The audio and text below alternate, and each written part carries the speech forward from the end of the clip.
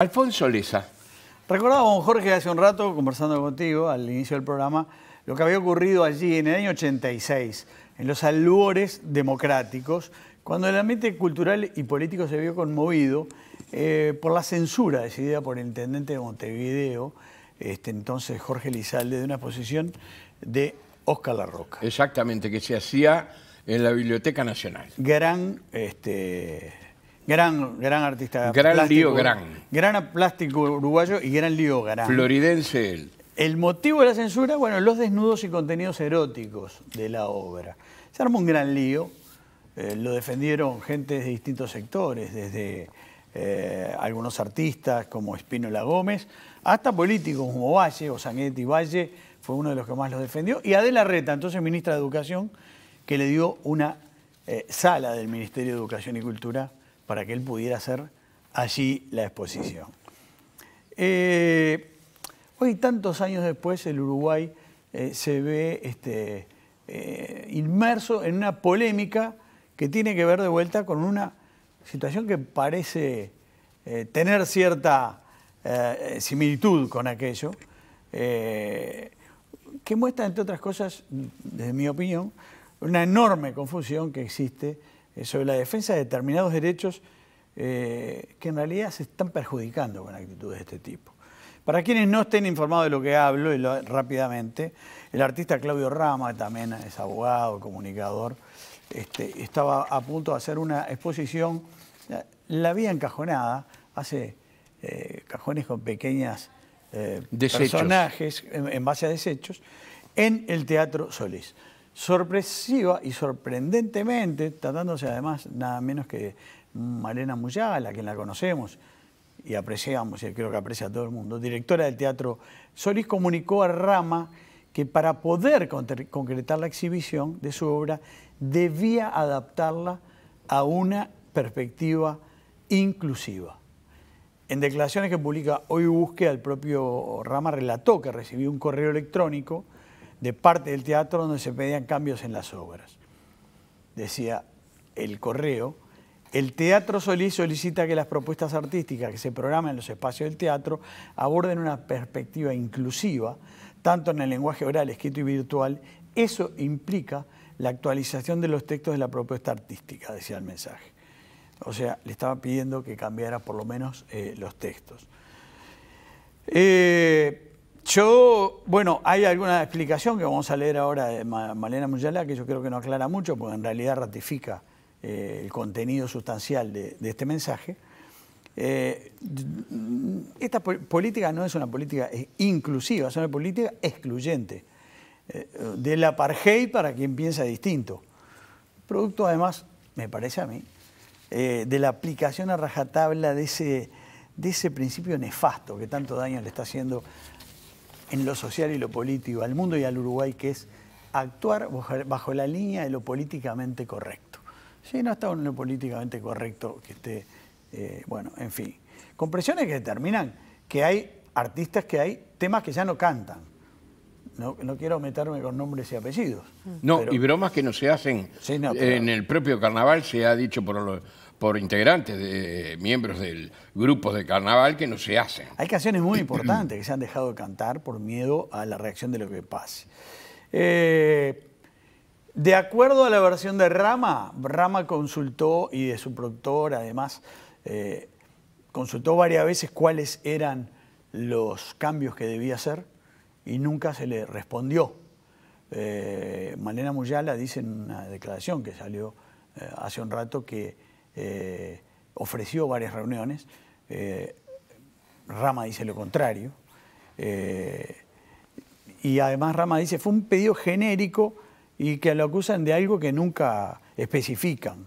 Y dice, el genérico masculino que él usó y que fue lo cuestionado, no se puede censurar. Una cosa es orientar, decía, y otra cosa es imponer. Hay un marco legal que no permite hacer eso. Yo diría, además, que es inconstitucional. La libertad de expresión está garantizada en la propia Constitución. Exponerse hoy resulta un peligro, ¿no? Algunos ya estarán comentando esto. Pero el caso no quedó en silencio. ¿Por qué? Porque, y yo creo que de allí, bueno, demoró un poco la explicación que salió a hacer Malena Muyala hace un rato. porque hay una carta muy dura de personalidades del ámbito, de distintos ámbitos, de distintas ideas, del ámbito cultural, del ámbito político, de intelectuales. Ahora vamos a leer entre quiénes, por ejemplo, quiénes están.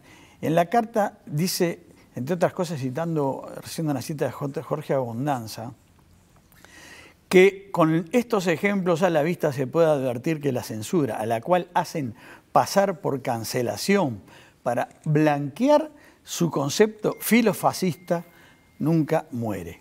Los firmantes realizan una acusación de arbitrariedad, de censura.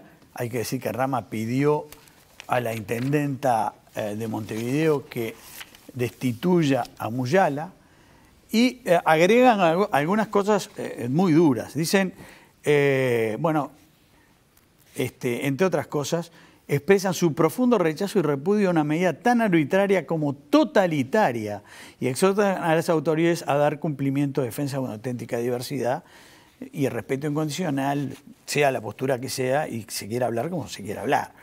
No sé, para nombrar algunos de los que están, está el reconocido cantautor Leo Maslía, por ejemplo, el intelectual Aldo Mazzucchelli, el arquitecto Carlos Pascual, bajo las administraciones del Frente, fue quien encabezó toda la reforma del Teatro Solís, ni más ni menos. Jorge Alastra, también músico. Franklin Rodríguez.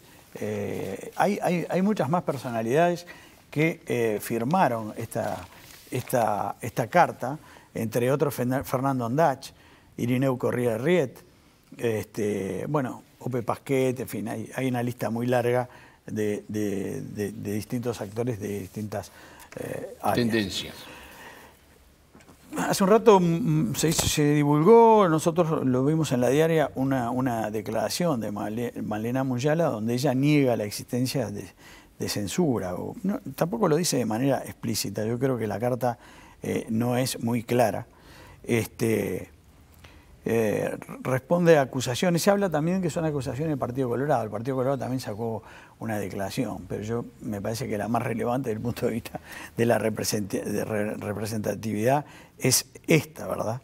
Se habla también de que de alguna manera esta decisión está conectada con esa decisión que tomó la Intendencia Municipal de Montevideo de admitir el lenguaje...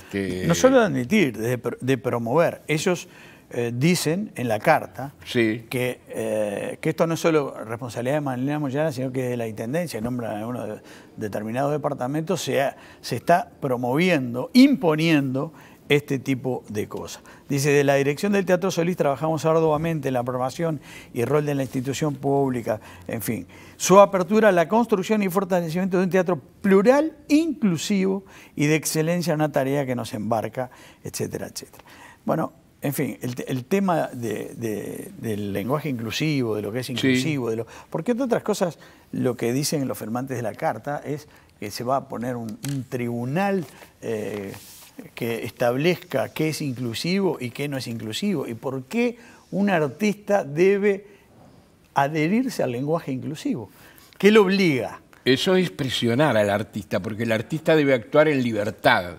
Si quiere el artista utilizar el lenguaje inclusivo, si viene alguien y le dice, no, aquí lo que nosotros preferimos es realmente que no haya lenguaje inclusivo, sería una intromisión también en la tarea del artista, en su forma de pensamiento, en su sensibilidad. O capaz que también la propia obra quiere dejar un impacto no utilizando el inclusivo, ¿no? Como forma de hacer ver, ¿no? Que, por ejemplo, dirigido a lo masculino, pero capaz que tiene una intención justamente la obra. También yo pensaba, a veces está bastardeada la palabra inclusión, porque yo me he cansado de ir a eventos culturales y, por ejemplo, que las personas ciegas no puedan leer al pie de obra de qué se trata, porque no está en sistema braille. Sí. Entonces, también cuando hablamos de inclusión, ¿a qué hacemos referencia? ¿Cuántos guías, por ejemplo, en museos en el Uruguay, donde capaz que las personas sordas no tienen ni idea de lo que se está contando? Sí. Se ha mejorado mucho, pero también hay problemas de inclusión ahí. Entonces, a veces se es inclusivo, se es muy exigente con ciertas cosas, pero con otras inclusiones. El problema más importante, además, perdón, Diego, el problema más importante es que no se trata de un teatro independiente. Claro. Se trata de un teatro municipal. Y una entidad pública, una intendencia. Exactamente.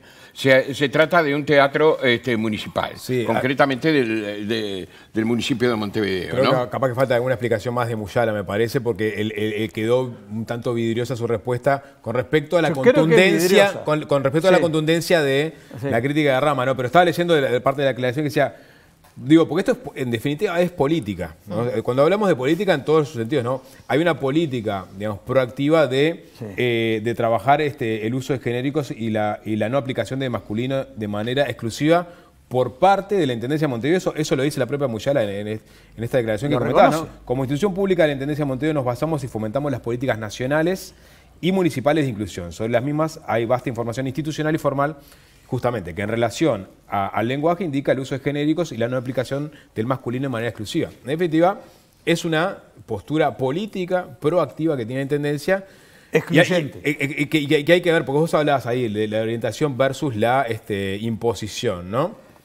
Hay que ver si estas directivas son que imponen, digamos, que no se pueda presentar una obra si no incluye, digamos, lenguaje inclusivo, o es una orientación y no se interpretó de la forma correcta. De cualquier manera, del texto se desprende que debía cambiar lo debía cambiar. O sea, Y si creo no que acá es cambiaba, bastante no podía claro. exponer. Acá es bastante claro cuando Muyala dice la no aplicación del masculino de manera exclusiva, ¿no? Además estamos hablando de un arte visual, ¿no? Porque si fuera una obra de teatro, pero estamos hablando de un arte visual. Yo no conozco la obra, no he visto la obra concretamente de Rama, pero me cuesta imaginar cuáles son las cosas que de alguna manera podrían trasladar del idioma español admitido por la Real Academia Española, es decir, el idioma castellano, el que hablamos oficialmente en Uruguay, trasladar eso a un idioma inclusivo.